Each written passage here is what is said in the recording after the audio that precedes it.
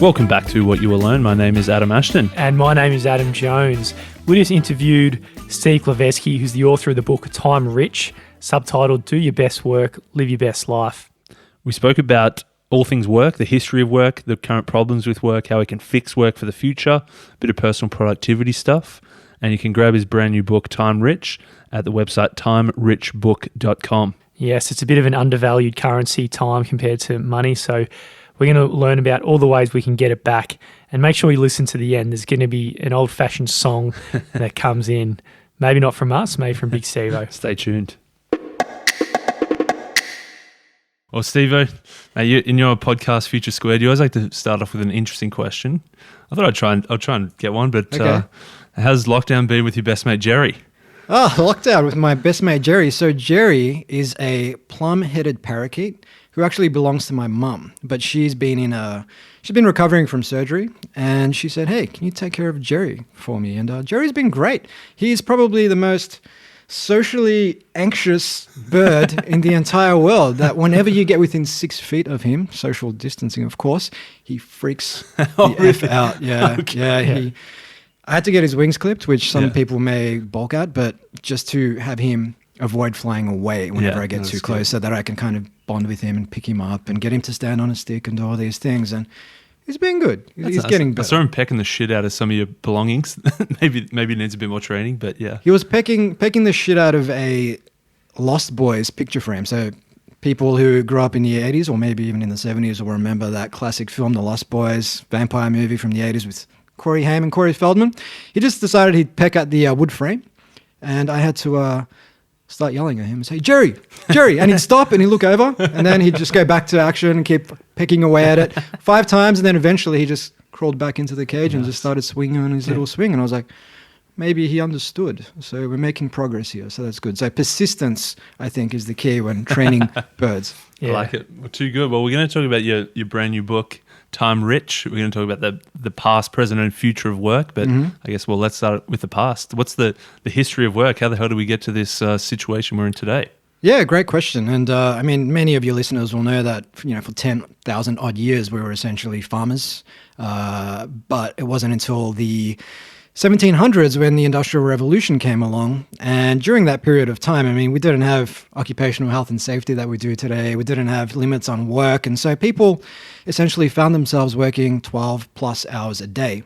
And that included kids as young as 8 years old, 10-year-olds, who would find themselves in coal mines, hauling, just little wheelbarrows full of coal on their knees. And what you would often find during this time was, one, these kids would get paid about 2 shillings a day, which is about $5, say a week. Not only that, but you would have limbs go missing, and there would be no compensation, there'd be no insurance, nothing like that. Sorry, kiddo, I guess you can't work here anymore. Good luck. God bless, that kind of thing. And that was very much the reality for a good couple of 100 years. And the nature of this work, as you can expect, whether it's coal mines, whether you're in a wheat field, whether you're on an assembly line, very algorithmic. You can draw a straight line between input and output. You can draw a straight line between presence and productivity. The more time you spend on a conveyor belt, the more widgets you put into boxes for all of those accounting graduates listening. But in terms of getting us to where we are today, it wasn't until the 1850s when Robert Owen, a textile manufacturer from Great Britain, started campaigning and lobbying for this thing called the 8-hour workday. And the slogan was 8 hours work, 8 hours rest, 8 hours play. But it took a good 7 decades, actually 8 decades, for that to be ratified into law, with the Fair Labor Standards Act in the United States becoming a law in 1937. And so in the intervening 83 years, we haven't changed. So we've held firm to this 8-hour workday, even though the nature of work has changed so much in that time. Yeah. And do you reckon time's an undervalued currency? Because it was just a pure trade. You'd go to work for 8 hours a day. It doesn't matter what you're doing. You're slugging around coal, just a pure trade, whereas it doesn't necessarily have to be that way. So do you think if you look at, time or cash, do you think we're undervaluing the time component? Definitely. And I think, I'll quote Seneca, one of my favorite Roman philosophers, who said that people are frugal when it comes to guarding their personal property, their money, but not so when it comes to their time, which is the one thing it is right to be stingy with, because time, unlike money, cannot be earned back once you spend it. And it's funny because if you ask someone what their hourly rate is, they might say $100. But they might find themselves working till 8 p.m. every night, 3 hours beyond 5 p.m. And if you say, well, would you pay your boss $300 to leave at 5 p.m.? Yeah. They're going to say no. But effectively, that answer shows you that they value the money more than time. And it's something that I think may have made sense in the Industrial Revolution, where I said you could conflate presence with productivity and hours with output. But the thing about work since then is it's no longer algorithmic or process oriented. For people like yourselves, people like me, it's cognitive work. Our task scope has also expanded. It's not just putting a widget in a box. I'm having to think about lots of different things. But when it comes to cognitive work, to do our absolutely best work, we need to get into the flow state. Mihai Csikszentmihalyi coined that term in 1975. That was a good pronunciation as well. Hey, Yeah, you said it really quickly. It's my Eastern European heritage. Say it again. Mihai Csikszentmihalyi. Far out. Jesus. Yeah. Or you could say Mihaly Csikszentmihalyi. Well, it's Some people say that as well. Mihal Chicks. Oh, the way I remember it was like Chick sent me high. So it's like Yeah. Mihal Chick sent me high. Well, whenever I'm writing a blog post, when it's in draft, I just write chick. Like, then I go back to it later and copy paste the whole thing in, because I can't remember the actual spelling. That's a different story. But when it comes to this flow state, which essentially means we're completely immersed in a task and the rest of the world seems to just fade away, kind of like, riding a wave. We were talking about surfing before we went live, but writing an article as well. You're completely immersed and the time just fades away. And you look at your watch, you're like, oh my God, 2 hours, where did they go? Now, the thing about that flow state is McKinsey ran a 10-year study on executives where they found when you're in that state, you're about up to 5 times more productive.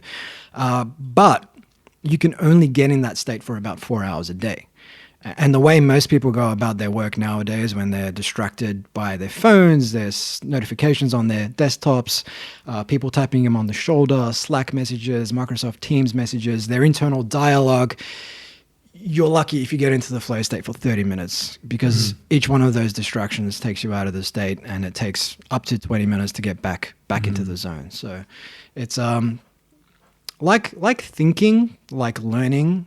Working is another thing we never really learn to do in school, and we just kind of get set free into the workforce, and nobody's really expended too much mental energy thinking about how we get better at this thing called work. Yeah, the shit they never taught you. Yes. It'd be bloody difficult in some corporate cultures. Like, you might want to chat about what you went through in your old jobs. If you're not the manager, and the corporate culture's got it set in stone, and there's certain ways to do meetings and so forth. What do you do in those situations if you're an employee? What did you do, Steve? Great question. So, while I was at big investment banks and management consultancies, I'd often find myself sitting in these 3-hour-long meetings. And not only that, but there was about 12 people around the table. And despite that, it would usually amount to maybe 2 people actually driving the conversation and everybody else sitting around. Yeah. Not only were they sitting around, but they were looking at their laptops, so they weren't even present in the meeting. And I asked the question after the meeting, after attending 17 of these meetings and questioning what the value was, why are we doing this? Why don't we just have, all we're doing is communicating information. Can't we do that through a tool, an app, an email? It's like, oh, no, we need everybody to be in this meeting. It's just a necessary evil.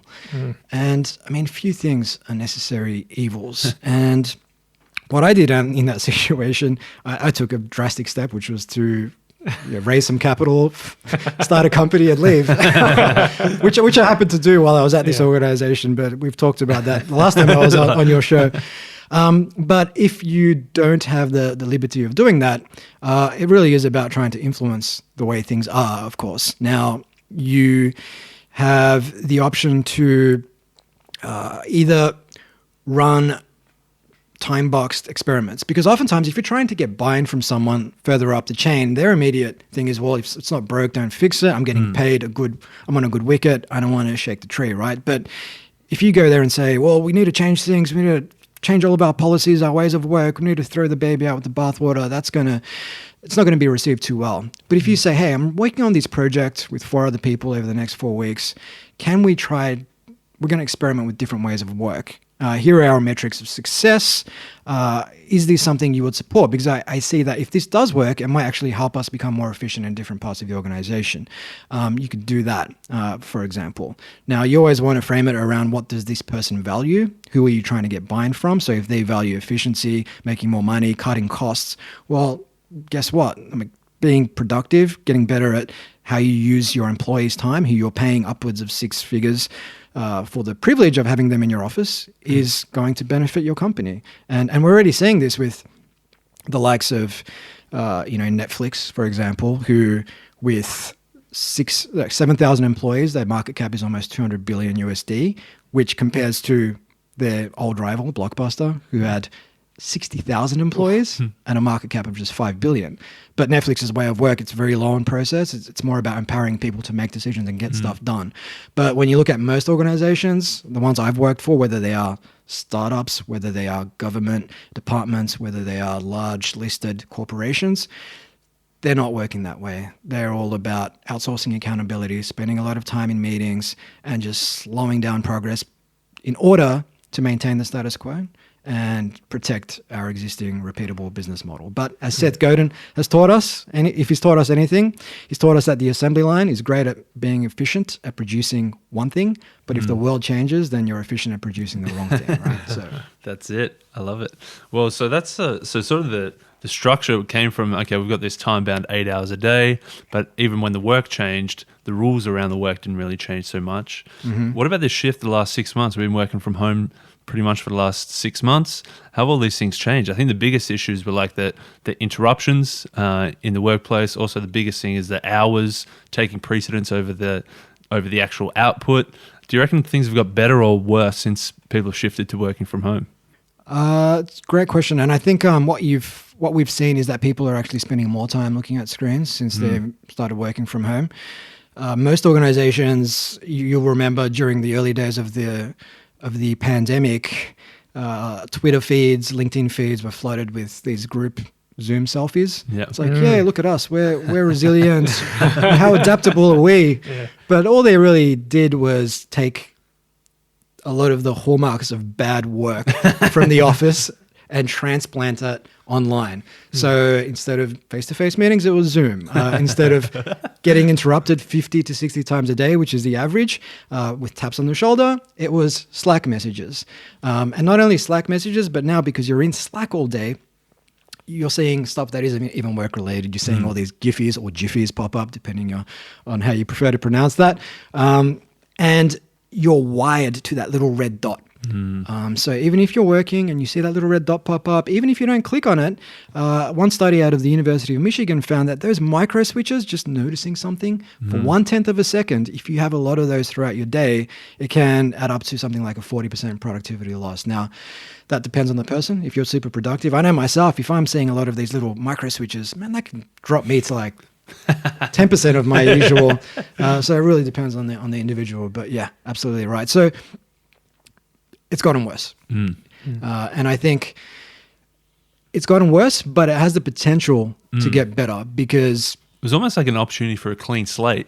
But as you say, it was just easy to keep doing the same thing, just in a different format. Exactly. So most organizations are just doing the same thing in a different format. And I wrote an article about this called The 5 Levels of Remote Work, which is inspired by Automatic. So the company that powers 30% of the internet by virtue of WordPress, founded by Matt Mullenweg. They've got 1,300 employees working across 75 countries, market cap of over $1 billion, not an office. And their communication, predominantly written, rather than relying on face-to-face communication, which calls for a meeting. So they're very big on asynchronous communication. So in this 5 levels article, level 1, you're in a call center, you need to be at a desktop, you need to be in the office, otherwise you can't get stuff done. Level 2 is where most companies are today. And this is basically recreating the office online. Level 3, you're leveraging the medium to get more out of it. So you might have a shared Google Doc up at the same time when you're meeting, updated in real time, so that there's no lost in translation going on, and that people go away doing one thing when they should have been doing another. But level 4 is really where we want to get to, which is asynchronous communication.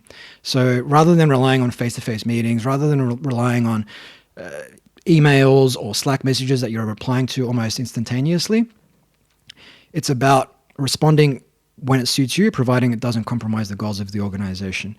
So that means that you have the liberty of starting work when it suits you. You have the liberty of working with teams all over the world and not having them online between 9 and 5. And the benefit of this is because you're taking out a lot of meetings, because you're taking out a lot of those interruptions, you're giving your people the ability to cultivate more time in the flow state. You're giving them the ability to spend an hour or two working on something and get into that space of deep work, as Cal Newport calls it, and actually walk away from their day, at the end of the day, feeling fulfilled because they achieved something.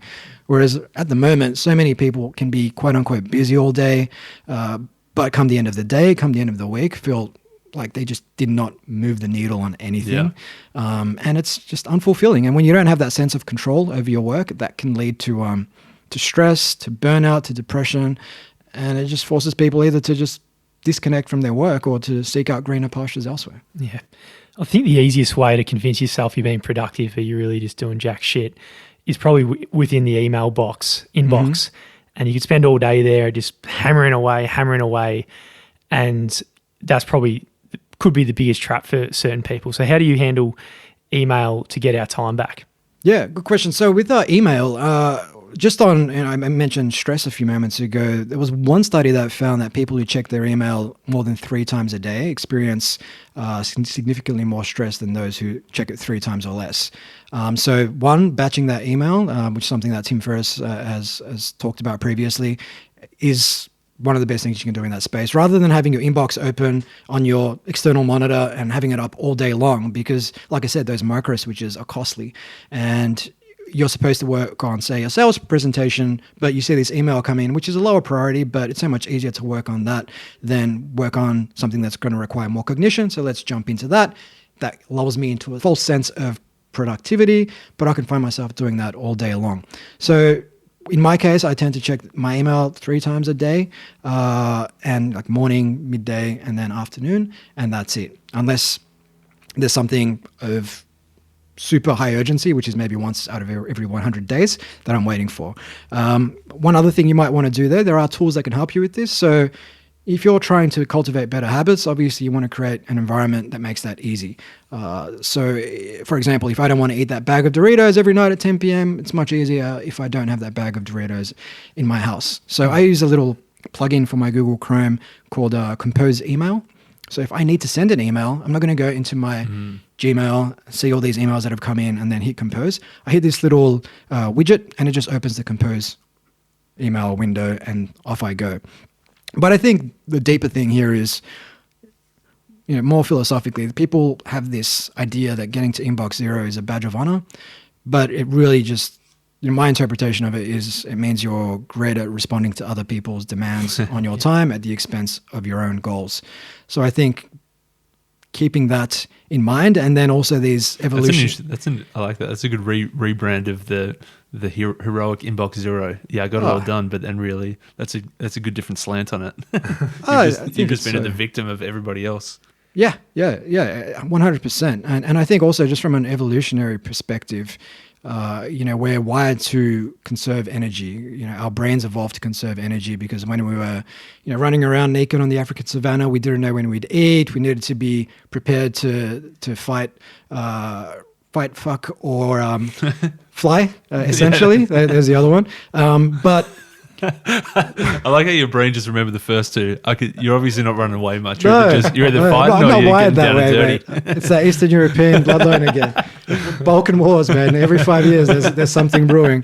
But that evolutionary bias may have served us well back then. But nowadays, it shows up when we sit down to our work in the morning or in the afternoon, whenever you want to work. It's much easier to check email, to jump on Twitter, to check our LinkedIn mentions, to do all these things at the expense of actually doing the work. So by putting away the email, by putting away Slack, and just cultivating the ability to get started on a difficult piece of work and commit to the smallest possible unit. So if it is a 1,000 word article, just commit to 50 words that don't need to be of high quality.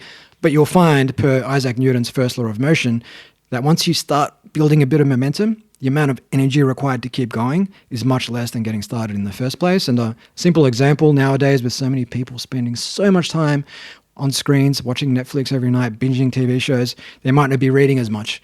But if you've got that book on your coffee table and it's been sitting there for a week or two, man, commit to reading a page. Commit to one page, and reading the rest of the chapter becomes so much easier. So it's something to bear in mind when it comes to inbox zero and just putting off the more important, higher value work. Talking about, you mentioned now getting to the zero in the inbox as a badge of honor, which is just a whole bunch of BS. Another big badge of honor, which I think is a little bit twisted, was one of my old jobs, which is also huge bureaucracy that you got a lot of experience in. But it's like the status you get from working back late for 10, 11, 12-hour days. I remember one bloke, he was the busiest guy in the office. He'd walk around with a suitcase and you go, "Hey, you going, Julian?" I just dropped his name, but didn't drop his surname. That's all right. He'd go, "Oh, so fucking busy." And he'd just like do his cheek wobble kind of thing. And then at the same time, throughout the day, I see him do 10 shits a day. And obviously just like hanging out in the bathroom stall, come back, it's 9 MSN. So what are your thoughts on changing the goals in that sense, or how to change cultures to be more results oriented? So I guess no one's hiding from results. Yeah, look, I think it goes both ways. Part of it is the culture informing the people. Part of it is the people informing the culture as well. So if you find yourself working 12-hour days because it is a source of ego validation, it's a socially validated activity, then that probably says something about you and how you choose to spend your time. And perhaps it says that there are other things in your life that you're not working on, that you're neglecting. And instead of working on those things, instead of working on those personal relationships, instead of working on that physical fitness, taking up new interests, it's so much easier to sit at work all day and all night because, hey, that's got status associated with it. I'm working hard. I'm busy. I'm bringing home the mustard or the bacon or whatever you prefer. And, that's something that I think a lot of people struggle with. The other aspect in terms of informing that culture, well, look, there is no one easy answer to that. I mean, if you're part of a team and everybody's working till 7, 8 p.m. every night, for you to be the first one to say, "Hey, let's stop doing this," it might signal that you're not a hard worker, which is funny because on that point, if people tell me, like yesterday, I went surfing for the first 3 hours of the day, and then I had brunch. I probably worked 3 hours yesterday. But people might say, "Oh, don't you feel lazy? You should be working harder." I think it's lazy to work 10 hours because you haven't spent the time and energy reflecting on how you work, and then outsourcing those rudimentary processes, automating the things that can be automated, doing away with those low-value meetings, and cultivating the ability to get into flow for like 3 or 4 hours a day, because that requires cognition. But if you take that time to put these things into action, you don't need to work 12 hours a day. I think it's lazy to work 12 hours a day because you haven't done any of these things, and you need to work those hours to make up for all the wasted time. But I'm skirting around your question around the culture. Like I said, part of the thing is let's run experiments. Small teams, maybe even 1 day a week. We've tried different ways of working, or maybe, hey, let's automate one process. There's this tool I came across. We're sending all of our outreach sales emails manually. Hey, there's this tool called Lead IQ. Let's use that for a week or two and see what sort of results we get. Oh man, that worked. It saved us so much time, and we got way more responses, and we've booked more meetings. Wow, what else can we do in this space? I love it. Right? So that you want to create some quick wins that will generate that confidence in different ways of work. I like it. Have you heard of the Keynes's 15-hour work week back in the 1930s? No. I only heard about this recently. The dude, Rutger Bregman, who wrote the book Humankind, which is coming around the corner, his first book, Utopia for Realists, he was talking about how Keynes, back in 1930, so almost 100 years ago now, he was saying that by the time we get to 2030, everyone's going to be working 15-hour work weeks. And the theory was that, throughout time, as we got more productive, we worked less and had more leisure. So we were trading in, instead of doing 12 hours a day, then 10 hours a day, then 9 hours a day, then 8 hours a day, and we're doing more leisure. So we're saying, well, if these productivity trends increase and we continue to become more productive, we'll keep trading in our work time for leisure time. But we're about 10 years away from 2030, and I don't think anyone's got to that 15-hour work week yet. We've just been working more. We haven't been trading it in for more leisure. Absolutely right. And I think that comes back to part of the culture and part of our own proclivities to just work longer because it's easier to do that rather than reflect and change our ways. I mean, we have seen some experiments play out in the past couple of years. Microsoft in Japan ran a 4-day work week experiment. They've since gone back to 5 days for some reason, despite the fact that their experiment earned a 40% productivity increase. So I don't know what the thinking was there.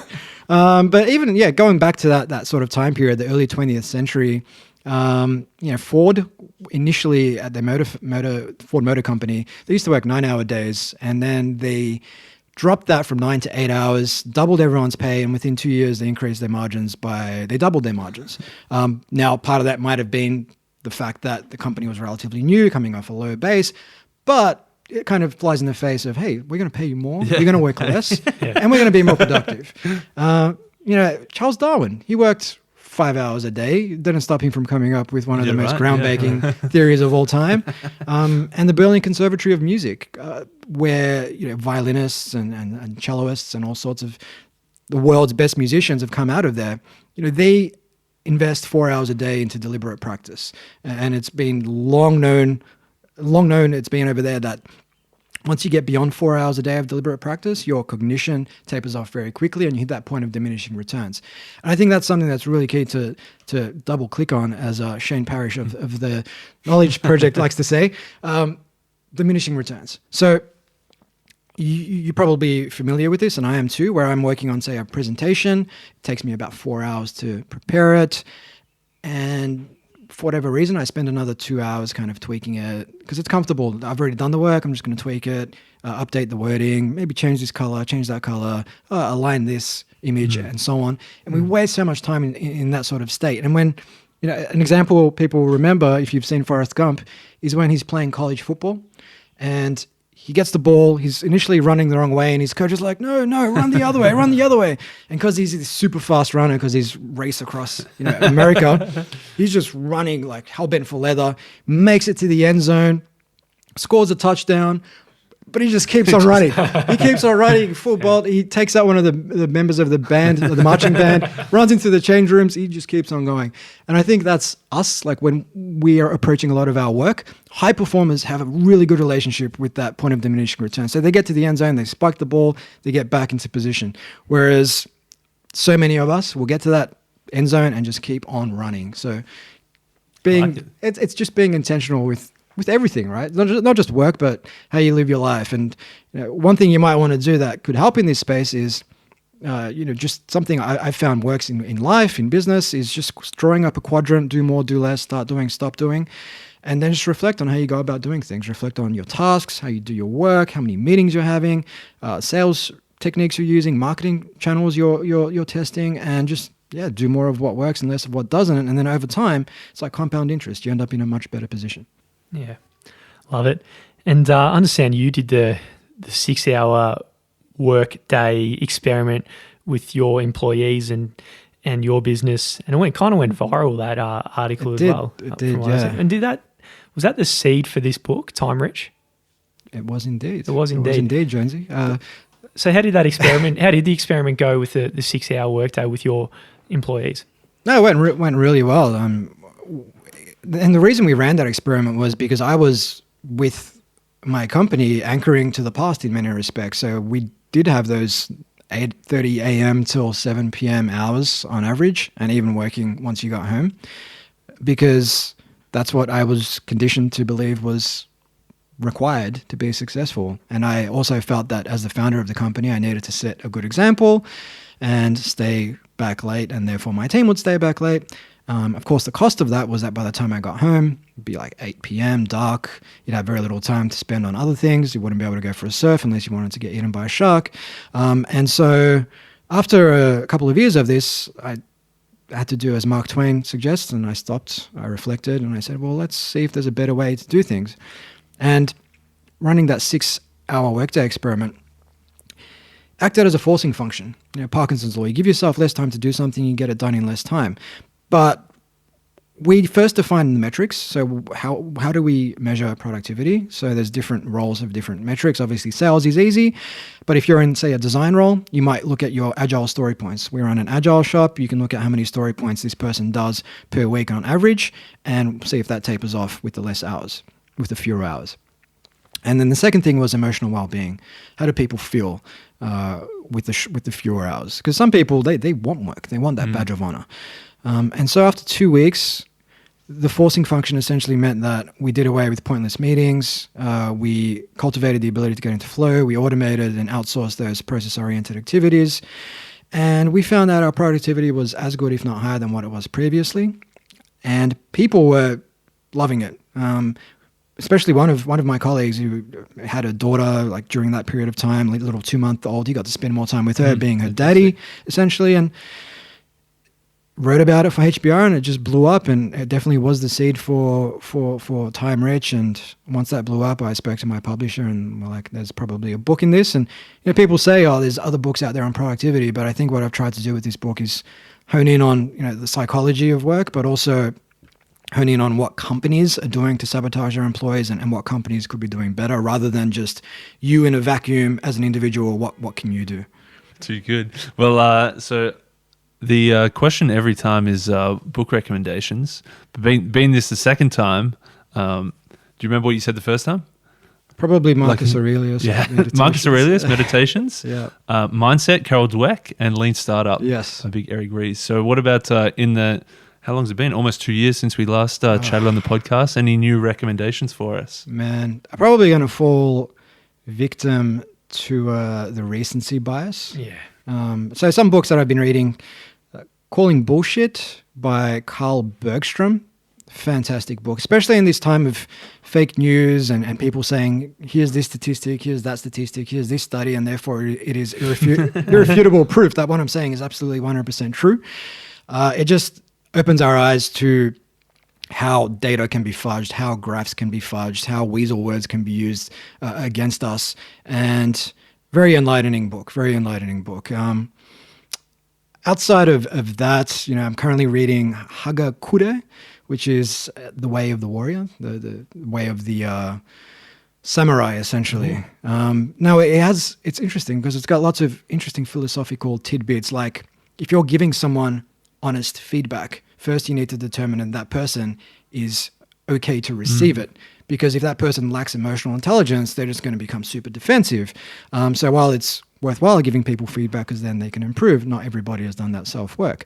But then it would also go on and say things like, you can urinate on someone's skull, stamp on them with sandals, and do all these ridiculous things. And that is the key to wisdom and things like that. I think I wasn't exactly on point with the paraphrasing there, but more or less that's what it says. So next time you walk in a department store and someone's on top whizzing on you, you know what book they've read. Totally. But it's funny because every third passage, it's not like it's a book you read cover to cover. It's just full of these one-line sort of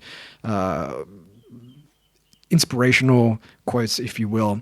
And every second or third one is about beheading someone. So it's a bit of a purple cow, I think, right? Like there's a lot of books that is pure philosophy and amazing, like Meditations. But this one, it's got a bit of that stuff and then just a bit of purple cow, enough to bring up on podcasts like this. Yeah, definitely. And look, I've read a ton of stuff during lockdown. So they're the two that come up right now, mostly because I read them over the last few days. Yeah. And another recent project you've underway or a new business is No Filter Media. Yeah. Essentially a podcast. What would I call it? A podcast? You call it a network. Podcast network, media network, essentially. Yeah. And how's that going? So you've got some courageous articles that you put out there in the world, especially in today's world. So what are you trying to do with this network? Sure. So a couple of things. I mean, the network is essentially an embodiment of everything I talk about in Time Rich and everything I've talked about on this podcast, which is you can achieve a hell of a lot if you focus on doing the right things and automating, outsourcing the things that are process-oriented. If I look at your typical media company, hundreds, if not thousands of staff, hundreds of writers, and you look at companies like Bauer Media, you look at ESPN last week, sacking several hundred people, Channel 9, Channel 10 here in Australia. and you contrast that with organizations like Netflix, who obviously dominating people's sort of mental real estate with a fraction of the employees, a fraction of the cost. So with No Filter Media, it kind of piggybacks of Tim O'Reilly. He wrote a book called What's the Future and Why It's Up to Us. And he was the founder of the Web 2.0 movement, the open source movement. And in that book, he proposed a business model for the new economy, which was all about crowdsourcing, on-demand talent, automation, algorithms, magical user experience. And by leveraging these building blocks and by leveraging, say, no-code apps, we've been able to put up a media network that has 6 podcasts on it, about 1,000 articles, all in the space of about 3 months. And the aim is that if we practice what I preach in Time Rich, we can pump out 100 times more content, and I'm not ever exaggerating, than an organization that has 1,000 employees, with way less people, way less cost. And now what that does is, because our cost to serve is much lower, when we're in the market for advertising and whatnot, we can undercut our competitors big time and still earn a very healthy margin. And so, yeah, the aim with No Filter is to sign up about 50 or so podcasts. We've signed up the likes of Andrew Gaze and Leonard Copeland, former NBL players. I'll say former NBA players. I think Gazy had a few games and Copes had about 2 seasons for the Clippers. You only need 1 game to call yourself a former NBA player as well. Gazy is actually an NBA champion. Yeah, Believe it or not. He sat on the bench all season when the Spurs won the ring about 15 years ago. But nonetheless, he still has a ring. And the other big podcast we signed up is Mick Wall's Get Your Rocks Off. So Mick Wall is he spent 43 years in the rock journalism game. You know, he co-founded Kerrang! Magazine, Classic Rock Magazine. He's been in the trenches for Rolling Stone, Mojo, and he's published about 20 books on Led Zeppelin, AC/DC, Iron Maiden, Metallica, you name it. And he's just got this tell-all podcast. And for us, that's what it is. It's working with big names who can bring the content. We bring the production, the marketing, all that sort of stuff, but we don't do it in a very sort of hands-on way. A lot of it's automated, and we're doing it in a way where we can pump out a lot of content with so little input compared to your typical media company. And I don't know, that's a bit of a brain dump on No Filter and where it's at right now. Yeah, absolutely love it. Too good. Well, where should we direct people if they want to check out Steve-O, if they want to check out the books, if they want to check out the new network? Yeah, sure. So they can check me out at steveglaveski.com. That's Glaveski. And nofilter.media is the best place to learn about that. And yeah, that's pretty much it. If you go to Steve Glaveski, you'll find my company's social media profiles, all that good stuff. But try not to spend too much time on social media per what I talk about in my book. But I have found myself going down a few Twitter rabbit holes over the past few weeks, being in lockdown here in Melbourne. But yeah, it's not a very healthy place. This has been coming since we had Kevin Rudd on the podcast. What was that? Was that 2018? Yeah, 2 years ago. like And Ruddy finished off with a bit of Mozart, I think, with a bit of classical piano. Yeah. And Steve, you said next time Ruddy. You said next time that you're on the show, you got something for us. I do. So look, I'm a mediocre singer and guitarist at the best of times. And when I try to do these things together, I definitely You got become notes. even more mediocre, if there is such a thing. I have lyrics. Oh, nice. I have lyrics. Oh. So I write you boys. Oh, that's for us. A song. That's for you. I write you boys a song. So I can't take credit for the music. The music actually comes from a 1980s blues rock band called Cinderella. Nice. Oh, yeah.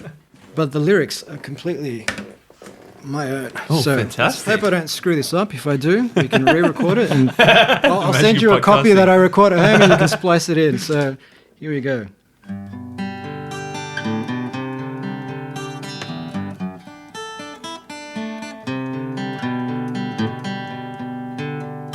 Already fucked it.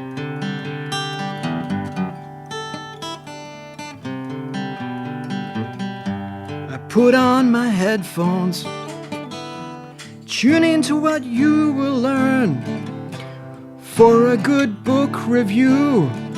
Or maybe an interview. Jonesy, he broke a promise Don't know what he was thinking when he said he'd stop drinking. It's what you will learn. Yes. It's a podcast about books from Melbourne. It's a podcast about books. Robert Greene or Seth Godin, I'm always learning something new. But I'll never have Adam Ashton's big IQ, influence, and the Black Swan. It really didn't take me long to make myself look like I'd actually read the book. It's what you will learn. It's a podcast about books from Melbourne. It's a podcast about books.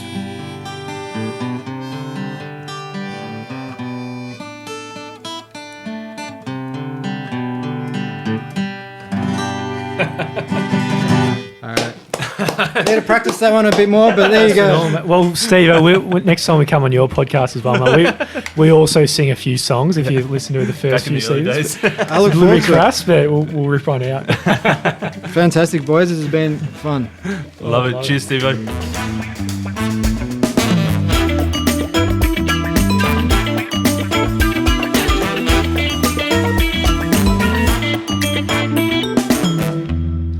At the end of every month, we send out an email, which is a recap of the month just gone, where we give a bit of our brutal feedback, a bit of brutal honesty. We give the books a rating out of 10, where you can see what Adam Ashton thought of the book and you can see what Adam Jones thought of the book. And we also give you a teaser as to the 4 or 5 books that are coming up next. So if you want to be one of the first to know which episodes are coming up next, sign up to the email list, where at the end of each month, you'll get a recap email. Head to whatyouwilllearn.com/email.